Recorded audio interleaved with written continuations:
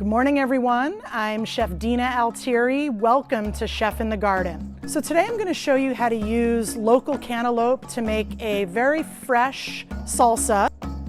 You're going to be given a half of a cantaloupe in your box, and what we want to make sure that you do is carefully rinse the cantaloupe in cool running water and use a produce brush to essentially kind of loosen any debris that might be on the outside or the external rind of the cantaloupe.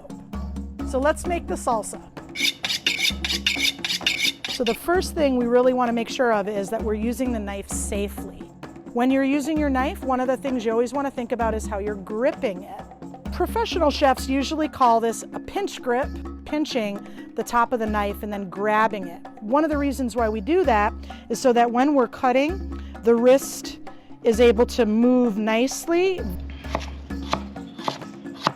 The other thing that's important is what my left hand is doing. So I use my right hand with my knife, but my left hand is also really important. It's essentially guiding where my cuts are. My fingers are not extended.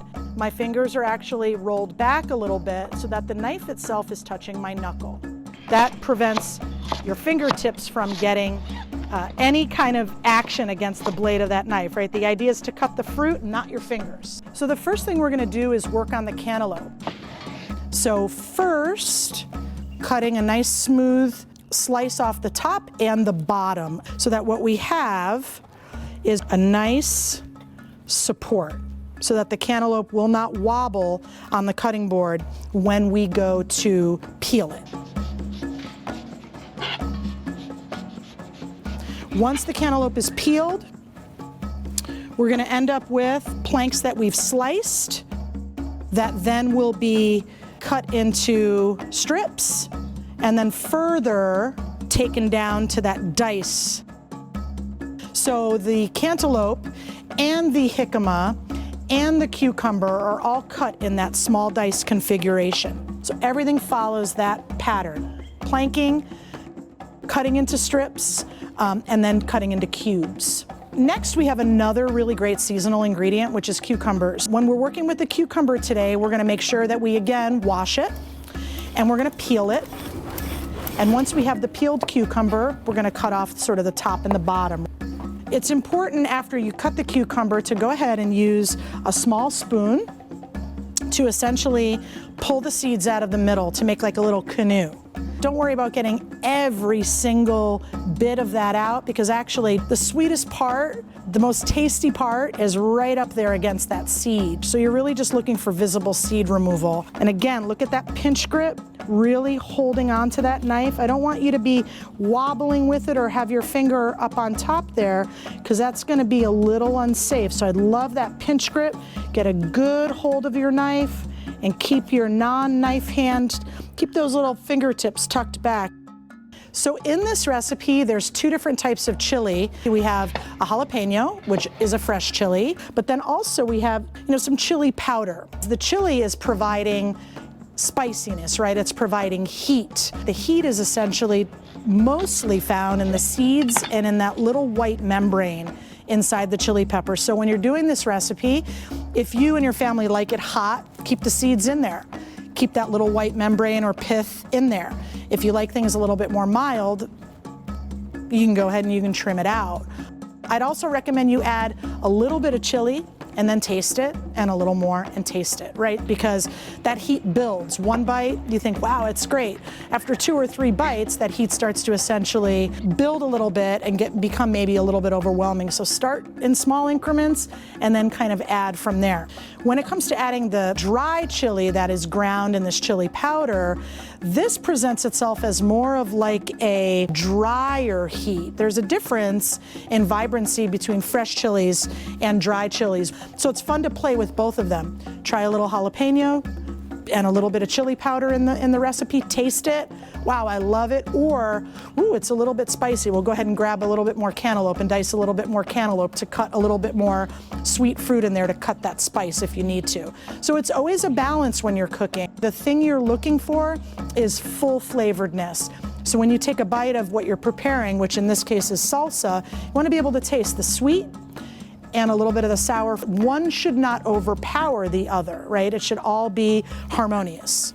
So next is another great ingredient grown locally, which is the green onion. So make sure that you do give this a rinse before you use it and shake it dry a little bit, because one of the things that's difficult is it's sometimes hard to cut something when it's really sort of soggy and wet. We're going to hold our knife on what's called the bias, which means slanted. Instead of being straight, we're going to use that knife on a slight angle. What's nice about it is you'll end up with open, sort of slanted cuts. And when we're cooking, what's nice about that is you open up a little bit more surface area. So the more you're using that sort of slanted cut, the more you're opening up the surface area. And that, again, is called bias slicing. One of my favorite ingredients, cilantro. It has a leading role in the salsa because it provides a little bit of bitterness and a little bit of herb to the salsa, and it rounds out that sweetness. Now, when you're picking through the cilantro, make sure that you recognize that there's part of the stem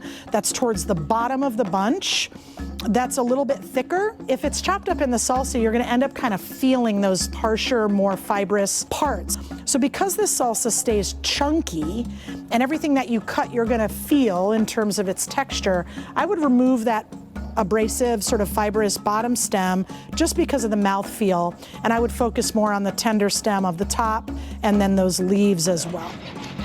We call cilantro a soft herb. Soft herbs, the more you cut them, the more you're bruising them. We want the salsa to look pretty, right? So if we really kind of bruise that herb, it'll oxidize. It'll get really brown, and then it won't look bright and vibrant and green. So sharp knife, not damp, and just cutting through just a little bit. So when I do the cilantro, I only cut it twice. You could still see it's very fluffy. I let it dry properly, right? So it's still a little bit fluffy, and it's very, very green, which is where we want it to be for the salsa. So now we're ready to assemble everything. One of the things that's good is just to go back through that recipe card and just sort of double check and make sure that you've got everything. We need 2 cups of melon peeled and small diced. We need a ½ cup of cucumber peeled and small diced. We need 1/4 cup of jicama peeled and small diced. You need 1 green onion thinly sliced. Honey, 2 to 3 limes, the coarse salt and the chili powder, and then the chopped cilantro. We're going to use this bowl because we think this bowl is big enough. Be mindful of the volume that your bowl can capture when you're doing this. So here we have our beautiful diced cucumber and our melon and our jicama all mixed in like that. Next ingredient is our jalapeno. Remember that I minced it, cut it really small so that when we get bursts of the jalapeno, the chili in there is a little bit of a smaller note whenever you get it as a bite. We're going to add our cilantro. We're going to add our green onion. Okay, so you get to see all the color that's happening there. Now, when we juice our limes, give it a good squeeze and let your hand sort of be the colander there so that any of the seeds that are in that lime are essentially staying in the lime and not ending up in your salsa. Okay, salt. So what I would do with the salt is I would use a spoon, because what happens if you add a little too much? It's kind of hard to take it out, right? Same thing with the chili. To taste. Honey. So I'm almost ready to taste, which is the best part. But look at all that color. Look at how the fruits and the cucumber and the jicama, everything, same size. Next, we're gonna see Mr. Pickle show us how to grow the cantaloupe in our own gardens. Hi, I'm Mr. Pickle. Today I want to show you how to plant the melon plants that you've gotten in your kit. So this is a melon plant, and one thing to keep in mind with the melon plant is it likes to crawl. This is the kind of plant that's going to kind of want to move around a little bit on the ground, and then it'll grow its melons that way. One thing you got to do is dig a hole that's about the same size. So take the plant, just turn it upside down. This is the easiest way. Squeeze the sides if it's not coming out very easy. It looks like there's a lot of roots on the sides here that are kind of stuck. They can't grow out. So I'm just going to scratch them a little bit just to tell them they can grow outward at this time. And then just get it in the ground. Put it at the same level. Just kind of pat it in a little bit, and it's ready to go. You can put them in a pot, put them in some place that gets a fair amount of sun, and just water it daily. After it blooms, then it'll start giving you the melon. So just wait for that to happen and good luck. This will be fun.